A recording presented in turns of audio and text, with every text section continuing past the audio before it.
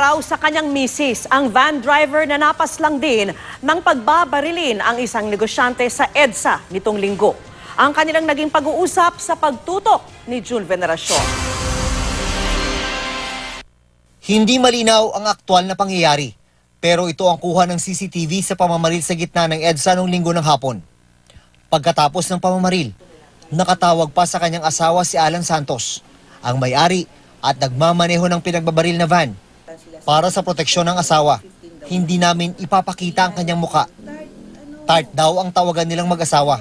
Sabi niya gano'n, Tart, may tama ako pero hindi ko alam kung saan. Sabi niya, Tart, pupuntahan kita, nasaan ka? Napuntahan kita, sabi ko sa kanya gano'n. Tapos sabi niya sa akin, nasa EDSA ako, EDSA kami. Tapos sabi ko, pray ka lang ha, pray ka, huwag kang matutulog, dapat gising ka. Nasa kanilang bahay sa Las Piñas ang asawa ni Alan, malayo sa pinangyarihan ng pamamaril. Yung hawak-hawak yung phone, tumatahimik siya. Tapos, alam mo, pinakamasakit yun.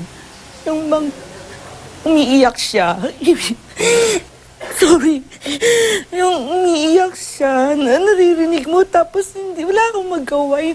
Hindi raw niya kinayang marinig ang paghihirap ng asawa.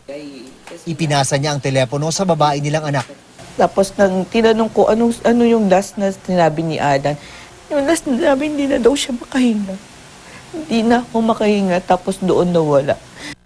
Patay na si Alan nang dumating sa ospital ang kanyang asawa. 2 tama ng bala ang kumitil sa kanyang buhay.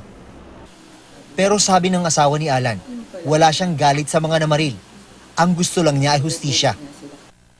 Sana raw ay tulungan sila ng mga motorista sa EDSA na nakasaksi sa pamamaril na ang target talaga ay ang kasama ni Alan na si Jose Luis Yulo, isang kilalang negosyante. Ito ang CCTV footage sa isang gasolinahan sa EDSA kung saan bumaba si Yulo para mag-CR. Kulang 1 oras bago siya mapatay. Kasama niya ang kanyang assistant. Sa pag-iimbestiga ng PNP, 31 ang baril na nakapangalan kay Yulo. 17 rito ang expired na lisensya. Very challenging. Kasi